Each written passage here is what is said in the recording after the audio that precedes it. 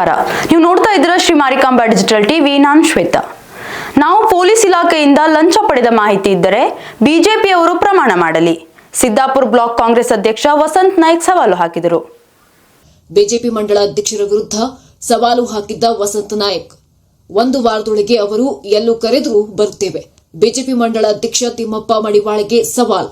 ಮಡಿವಾಳ ಅವರು ಕಾಗೇರಿ ಅವರು ಎಂಪಿ ಆದ ತಕ್ಷಣ ಕಾಗೇರಿ ಅವರ ಹೆಸರು ಹೇಳಿಕೊಂಡು ಎಂಪಿ ಅವರು ಸಿದ್ದಾಪುರದಲ್ಲಿ ಅಭಿನಂದನಾ ಕಾರ್ಯಕ್ರಮ ಮಾಡಬೇಕು, ನೀವು ನಮಗೆ ಹಣ ಕೊಡಬೇಕು ಅಂತೇಳಿ ACF ಇದ್ರಲ್ಲ ಪ್ರವೀಣ್ ಬಸರೂರು ಅವರ ಹತ್ರ ಫೋನ್ ಮುಖಾಂತರ ಹಣ ಕೊಡ್ರಿ ಅಂತ ಕೇಳಿದರು. ಬ್ಲಾಕ್ ಕಾಂಗ್ರೆಸ್ ಕಚೇರಿಯಲ್ಲಿ ಸುದ್ದಿಗೋಷ್ಠಿಯಲ್ಲಿ ಹೇಳಿಕೆ, ಇಲ್ಲವಾದರೆ ಅವರೇ ಸ್ಥಳವನ್ನ ನಿಗದಿ ಮಾಡಲಿ. ನನಗಾಗಲಿ ನಮ್ಮ ಪ್ರಮುಖ ಲೀಡರ್ಗಾಗಲಿ ಅವರು ಕರೆದಲ್ಲಿ ಬರಲು ಸಿದ್ಧರಿದ್ದೇವೆ.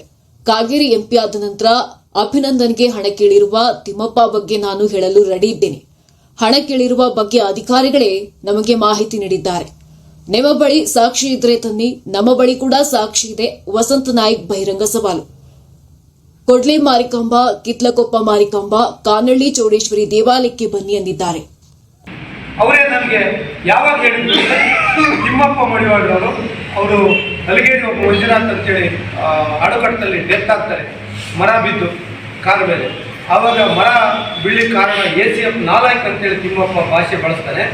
ಆವಾಗ ನನಗೆ ACF ಅವ್ರು ಫೋನ್ ಮಾಡ್ತಾರೆ ಒಂದು ಅರ್ಧ ಗಂಟೆ ಬಿಟ್ಟು, ತಿಮ್ಮಪ್ಪ ನಂಗೆ ಬೈತಾ ಇದ್ದಾನೆ, ಕಾರಣ ಇಷ್ಟೇ ವಸಂತ ನಾಯ್ಕ್ರೆ, ತಿಮ್ಮಪ್ಪ ನಮಗೆ ಕಾಗೇರಿ ಅವರ ಅಭಿನಂದನಾ ಸಮಾರಂಭದಲ್ಲಿ ದುಡ್ಡು ಕೊಡಬೇಕು ಅಂತ ಕೇಳ್ತಾನೆ.